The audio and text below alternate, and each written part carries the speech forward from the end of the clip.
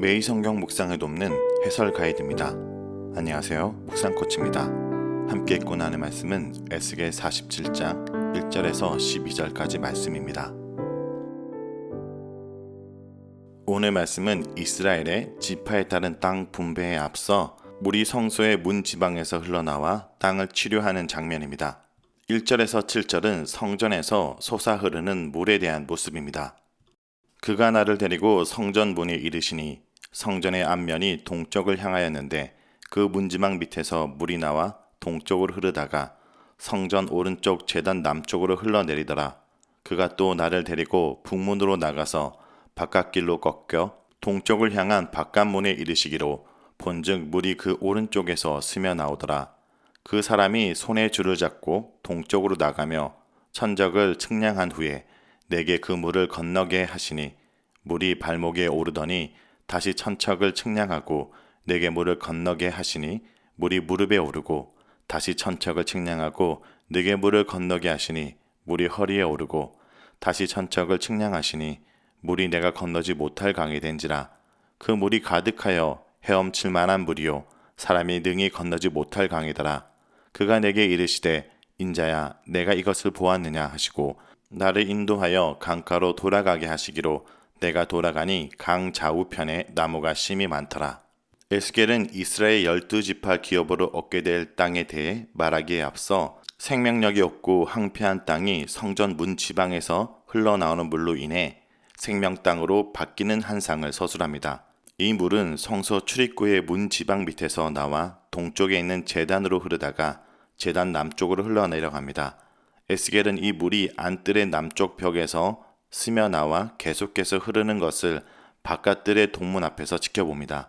이 환상이 43장 1절에서 9절과 짝을 이루는 것으로 볼 경우 43장 1절에서 9절은 그의 백성과 함께 하시는 하나님의 임재를 서술하는 반면에 47장 1절에서 12장의 환상은 생명을 공급하는 하나님의 임재의 능력을 서술하는 것이 됩니다.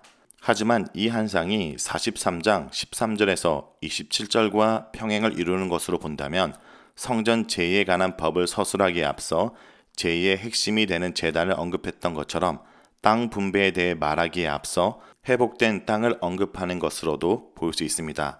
즉 제단이 성전 제의를 준비하는 것처럼 성전 문 지방에서 흘러나온 물이 땅을 회복시키는 것은 이스라엘 백성의 기환과 거주를 준비하는 것입니다. 3절에서 5절은 이 물이 건너지 못할 강을 이루는 것을 보여줍니다. 성전에서 흘러나오기 시작한 물은 성전에서 멀어질수록 점점 더 많아집니다. 에스겔을 안내하는 사람이 줄로 거리를 측량한 후에 에스겔로 하여금 물을 건너게 하여 물이 신속하게 증가하는 것을 직접 확인하게 합니다. 발목에 오르던 물이 무릎까지 오르고 허리까지 오르게 됩니다. 결국 놀라운 속도로 물이 증가하여 4,000척을 측량하여 확인할 때는 쉽게 건널 수 없는 강을 이룹니다. 1,000척을 기준으로 물을 단계적으로 확인하게 하는 것은 물이 자연적으로 증가하는 것이 아니라 하나님의 능력으로 땅에 충만하게 되는 것을 목격하게 하는 것입니다. 왜냐하면 어떤 물도 한 방향에서 흘러나와 자연적으로 이와 같이 신속하게 증가할 수 없기 때문입니다. 6절에서 7절은 강 좌우편에 선 무수한 나무들을 보여줍니다. 4,000척의 거리까지 가서 물이 기적적으로 증가하는 것을 확인한 후에 에스겔은 다시 강가를 따라 되돌아가면서 성전 문지방 밑에서 흘러나온 물이 강 좌우편의 무수한 나무를 자라게 한 것을 봅니다. 성전에서 흘러나온 물이 빠른 속도로 증가하여 이룬 강 주변에 무수한 나무가 자라고 있는 것은 생명의 근원이 성전에 있다는 사실을 보여줍니다. 이 환상은 예수 그리스도가 하나님의 임재를 상징하는 성전의 실체이므로 자신이 생수를 주시는 분임을 선언하는 것과 자연스럽게 연결됩니다. 8절에서 12절은 성전에서 솟아오르는 이 물에 대한 해석입니다. 그가 내게 이르시되 이 물이 동쪽으로 향하여 흘러 아라바로 내려가서 바다에 이르니 이 흘러내리는 물로 그 바다의 물이 되살아나리라. 이 강물이 이르는 곳마다 번성하는 모든 생물이 살고 또 고기가 심히 많으리니 이 물이 흘러 들어가므로 바닷물이 되살아나겠고 이 강이 이르는 각처의 모든 것이 살 것이며 또 이 강가에 어부가 설 것이니 엔디게에서부터 에네글라임까지 그물 치는 곳이 될 것이라. 그 고기가 각기 종류를 따라 큰 바다의 고기같이 심이 많으려니와 그 진펄과 개펄은 되살아나지 못하고 소금 땅이 될 것이며 강 좌우가에는 각종 먹을 가실나무가 자라서 그 잎이 시들지 아니하며 열매가 끊이지 아니하고 달마다 새 열매를 맺으리니 그 물이 성소를 통하여 나옴이라. 그 열매는 먹을 만하고 그 잎사귀는 약재료가 되리라. 에스겔은 물의 근원과 추이에 대해 서술한 후에 물이 흘러가는 경로와 그 결과를 더 구체적으로 언급합니다. 성전 문 지방에서 흐르기 시작한 물은 계속해서 흘러 메마른 땅 요단 계곡을 통과하고 결국 죽음을 상징하는 사해 바다까지 이르게 됩니다. 성전의 물이 사해에 유입되면서 사해는 죽음의 바다가 아니라 생명의 바다로 바뀌게 됩니다. 죽었던 물로 되살아나고 강이 이르는 곳은 모두 생명의 장소가 됩니다. 이 강물이 이르는 곳마다 번성하는 모든 생물이 살고 라는 표현은 하나님이 천지를 창조하실 때 다섯째 날에 물들은 생물을 번성하게 하라 라고 하신 말씀을 기억나게 합니다. 또한 강물이 이른 곳에 물고기가 심이 많다는 것은 생육하고 번성하라는 축복과도 연결됩니다. 그렇다면 성전에서 흘러나오는 물은 새로운 창조를 이루어 본래 창조의 목적을 온전히 회복시키는 역할을 합니다. 또한 에스겔이 본 물과 요한이 그의 묵시에서 언급하는 생수가 성취의 시기에 있어서 청년 왕국과 영원한 나라로 차이가 있을 수는 있지만 생명을 주는 목적과 효과에 있어서는 동일합니다. 뿐만 아니라 이 물의 기원도 동일합니다.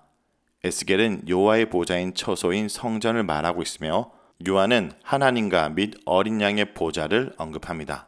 10절에서 12절은 생명력을 공급하는 물의 효과에 대해 더 구체적인 설명을 하는데 전에는 고기잡이를 상상할 수 없었던 사해에서 어부들이 고기를 잡고 그 물을 사해 서쪽 해변에 말리는 정도가 됩니다. 새로운 생명력을 얻게 된 바다가 고기로 가득 채워지고 그 종류도 다양합니다. 강물이 닿는 곳에는 생물이 번성하고 충만하게 될 뿐 아니라 땅에서는 각종 가실나무가 울창하게 자라게 됩니다. 하지만 강물이 닿지 않은 곳은 여전히 생육과 번성을 기대할 수 없는 사해로 남게 됩니다. 강물이 이러한 효과를 갖는 것은 그 물이 생명의 근원이 되시는 여호와의 처소, 곧 성전에서부터 흘러나왔기 때문입니다. 성전에서부터 흘러나오는 물은 죄의 결과인 죽음과 질병의 문제까지 모두 해결합니다. 자, 여기까지가 에스겔 47장 1절에서 12절까지 말씀입니다. 오늘 말씀을 통해 우리는 무엇을 묵상하고 적용해야 할까요? 첫째, 생명수의 강이 하나님의 성전으로부터 흘러나왔다는 것에 주목해야 됩니다. 성전에서 흘러나온 물은 바닷물을 살리고 생물들을 살게 하고 각처의 모든 것이 살아나게 합니다. 각종 가실과 나무가 자라나 결실하고 먹을 것이 풍성하며 잎사귀는 치료하는 약재가 됩니다. 성전에서부터 흘러나오는 물은 죽은 것을 살리며 그 물이 닿지 않는 것은 죽음으로 머물게 됩니다. 이는 마치 에덴 동산의 풍요로움이 회복되는 모습처럼 보입니다. 하나님을 인정하지 않은 에덴은 황폐한 땅이었습니다. 하지만 이제 하나님이 임재하시는 성전은 풍요와 번영을 가져다주는 근원이 될 것입니다. 예수님은 자신이 주는 물을 마시는 자는 그 속에서 영생하도록 솟아나는 샘물이 되리라 라고 말씀하십니다. 예수님 자신이 성전에서 나오는 영원한 생수가 되신다는 것입니다. 많은 남편을 바꿔도 채워지지 않는 사마리아 여인의 내적 갈증은 바로 이 생수이신 예수님을 통해서만 해결될 수 있었습니다. 오늘 우리도 마찬가지입니다. 예수님 없는 삶은 죽음입니다. 그러므로 오늘 하루도 내 안에 주인 되신 예수 그리스도를 통해서 우리를 살게 하는 생명수가 나옴을 기억하고 오늘을 새롭게 살아가기 원합니다. 둘째, 하나님으로부터 흘러나온 은혜의 강이 흘러 결국 우리를 다시 하나님께 인도한다는 것을 기억해야 됩니다. 에덴 동산에서는 많은 강이 나옵니다. 인간의 죄로 생명나무는 불칼로 둘러 우리가 다가가지 못하고 가로막고 있지만 그 강은 그곳을 가로질러 흘러 생명의 근원이 됩니다. 이 강에 대한 이미지는 이곳에서 그치지 않고 에스겔에서는 성전에서 그 강이 흘러나와 닿는 곳을 살게 했다라고 말합니다. 요한복음에서는 바로 예수 그리스도를 통해서 그 생수가 흘러나와 이제 그를 믿는 자는 성경의 이름같이 그 배에서 생수의 강이 흘러나온다 라고까지 말합니다.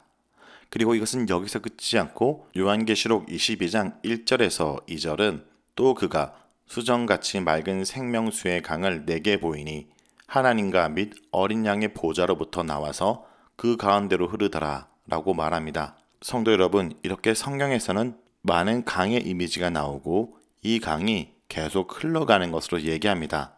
그리고 이것은 은혜의 강의 상징으로서 하나님의 은혜의 강이 흘러 에덴 동산에서 쫓겨나 신라곤을 사는 우리를 다시 하나님과 함께하는 낙원으로 인도하는 하나님의 은혜의 역사를 말하고 있는 것입니다. 오늘도 이 은혜의 강이 우리 삶에 흘러가서 우리가 살아나고 또 주님과 함께하는 그곳으로 향하여 우리를 인도할 것을 기대하며 살아가는 성도 여러분 되길 간절히 기도합니다.